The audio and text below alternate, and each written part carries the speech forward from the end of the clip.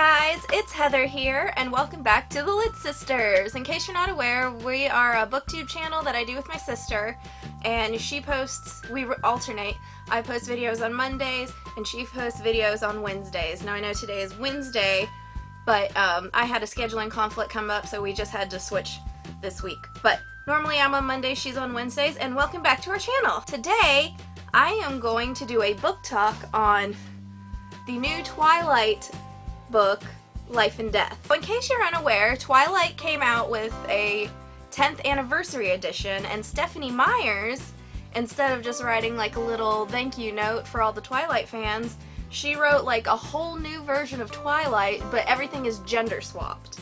So like Bella is a guy now, and Edward is a girl, and all the other characters are gender swapped as well. I have the book here, I've read it, and I thought it would be fun to do a little book talk on it. Now if you're wondering what happened to the cover, unfortunately my dog got a hold of it and ripped it to shreds not 2 days after I bought it. So unfortunately, just the hardback cover of it.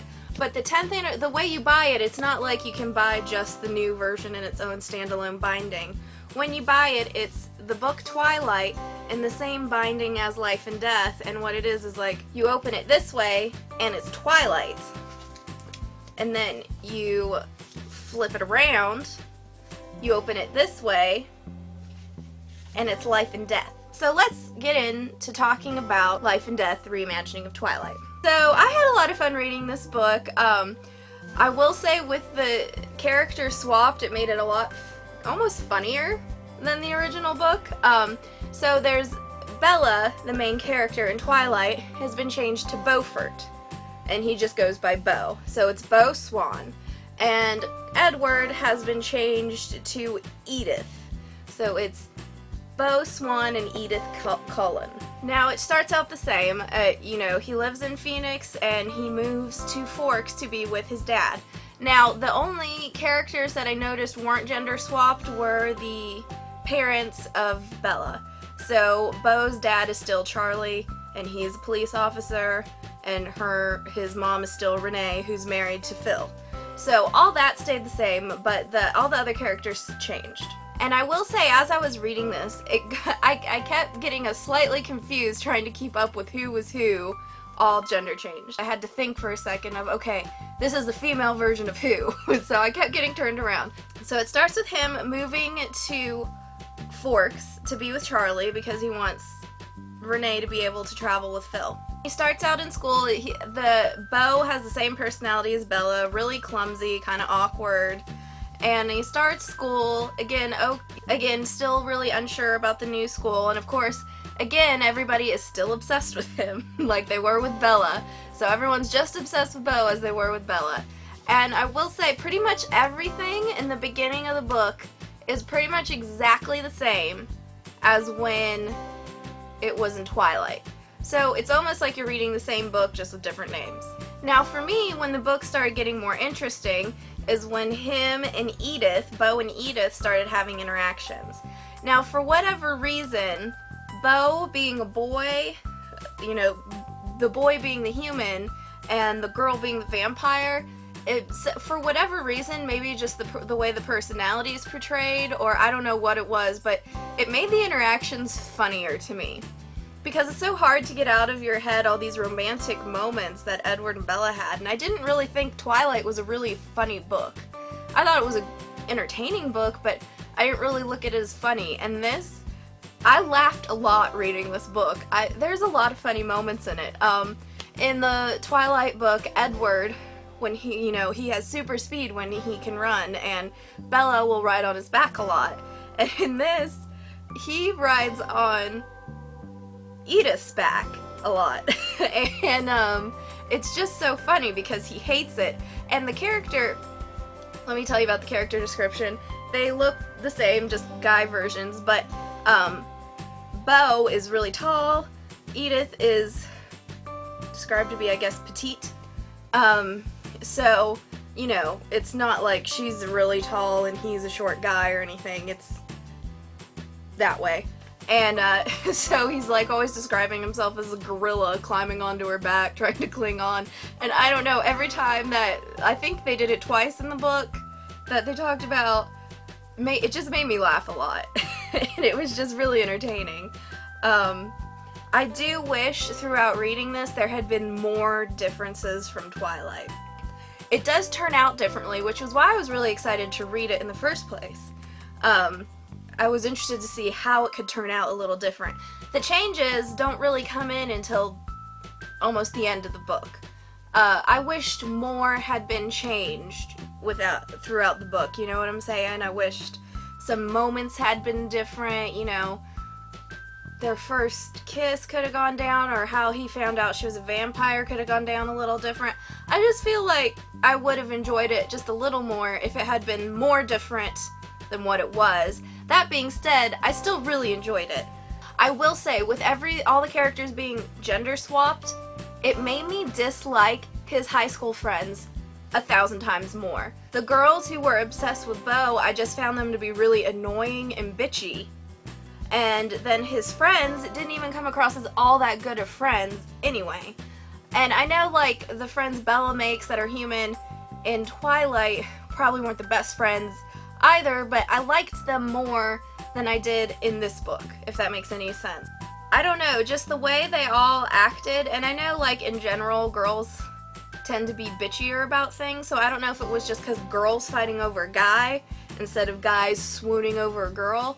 They just came across way more unlikable, but I could have, like, just done without all the high school characters. They were just bitchy and rude, and I didn't like them. You don't get attached to them. I don't know, just something about them, I like them a whole lot less. Alright, and I will say, as far as the Collins go and all the vampires, I like them all pretty much the same.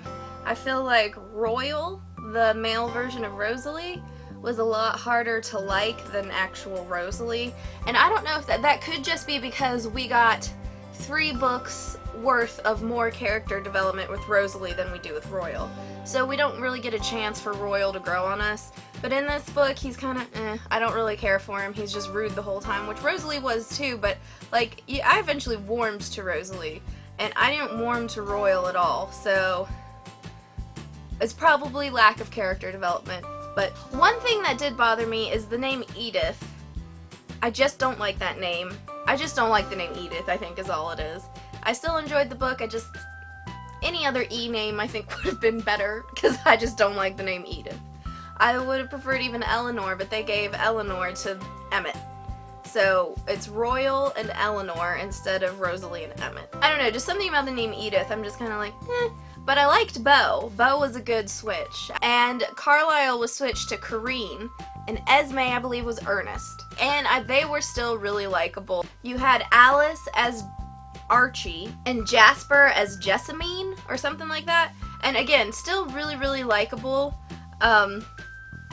It was kind of funny hearing everybody talk about how all the girls were the really strong, tough fighters, whereas in Twilight, all the guys were, like, the strong, tough fighters, and, it was just nice to see, like, more girl power even added to the Twilight series, so it was cool to see. Now, as I said before, I thought the interactions, the whole book just seemed funnier, and I don't know what it was just, Edith came across almost kind of bossy, but in a funny and entertaining way, not like a kind of way, and he came across so clueless.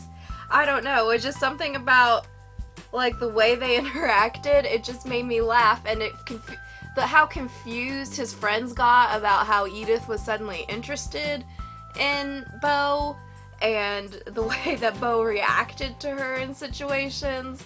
It's just like, I don't know, it just makes it a whole lot funnier, I think. The romantic moments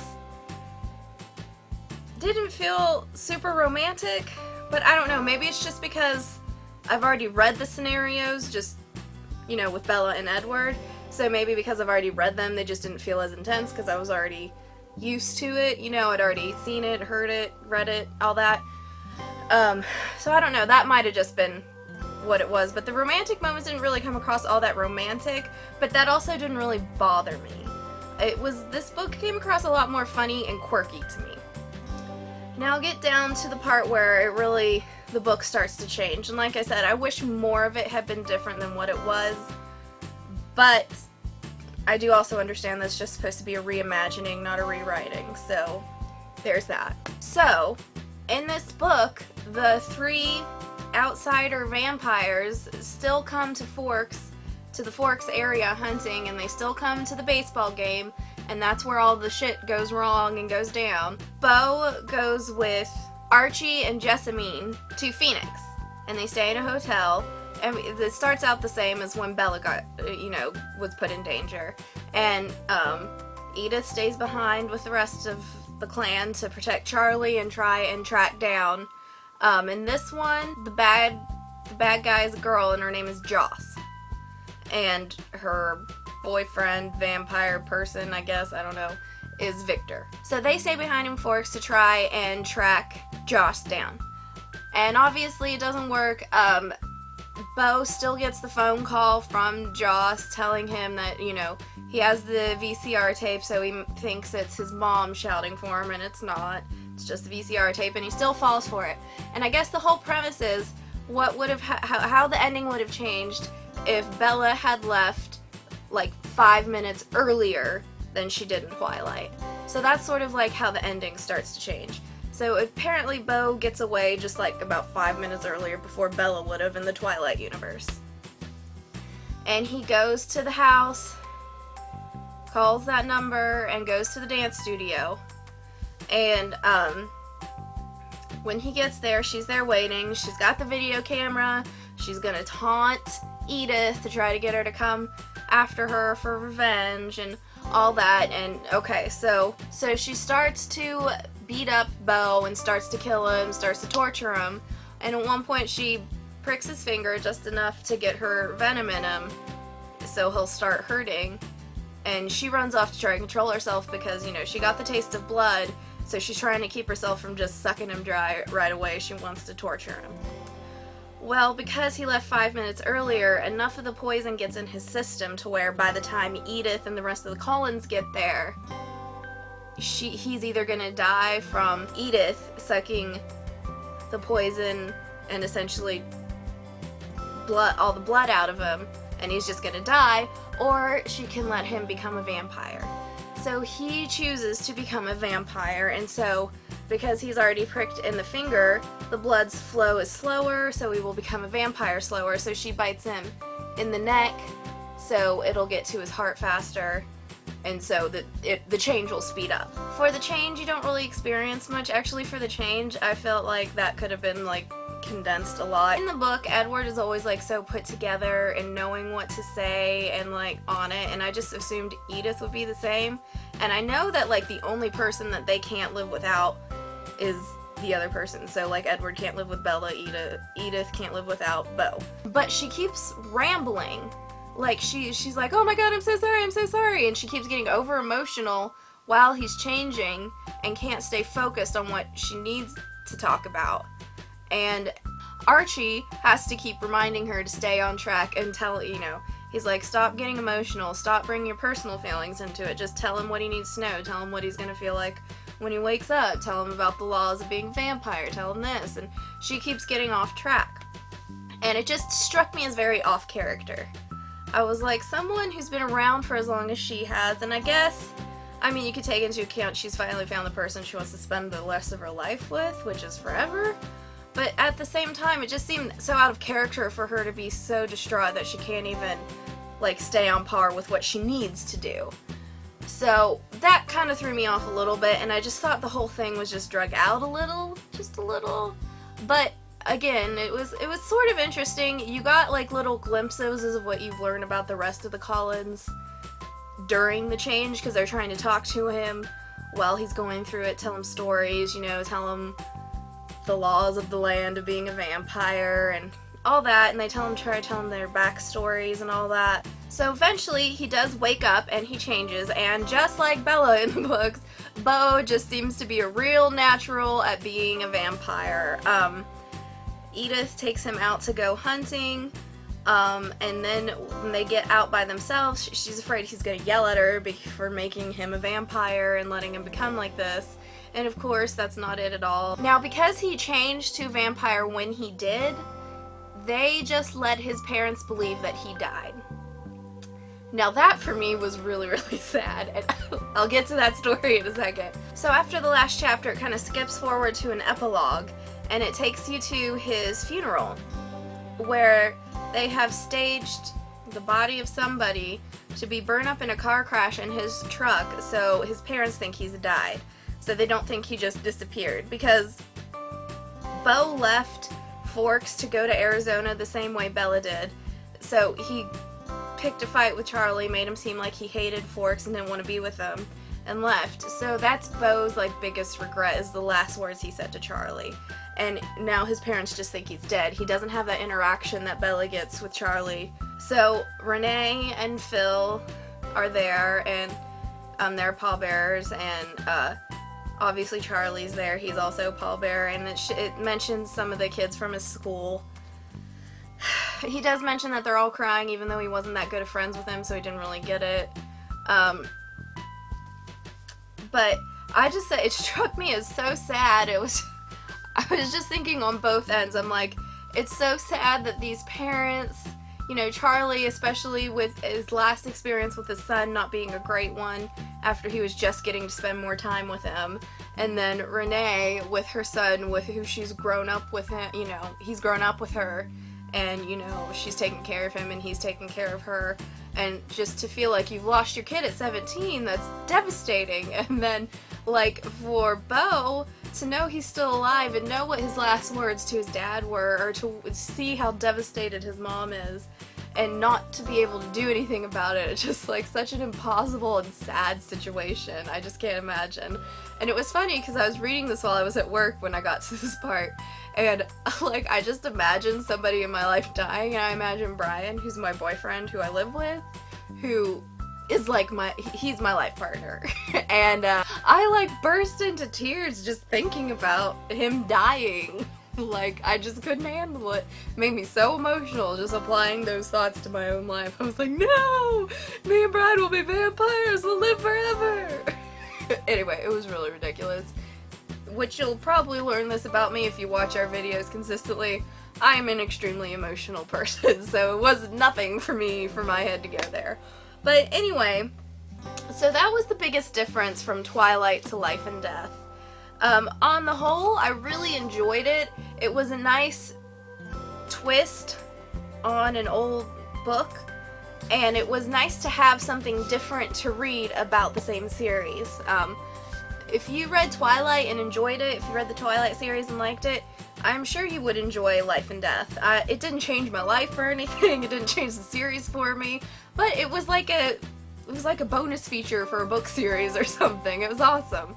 So I really enjoyed it. It was quirky, cute, fun, a little sad at the end, but mostly it was a lot of fun reading, which is how I felt about the Twilight series. Now that I've read this, it's kind of giving me a desire to reread the Twilight series, so who knows, I may be doing that, but I've got a big TBR list, so no promises. But anyway, you guys, I hope you enjoyed this little book talk review, whatever you want to call it. I'm sorry if it seems a little disjointed.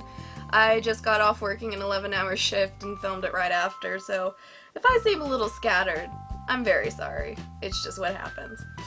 So anyway, you guys, if you haven't read it and enjoyed Twilight, I highly recommend you give the Life and Death a read.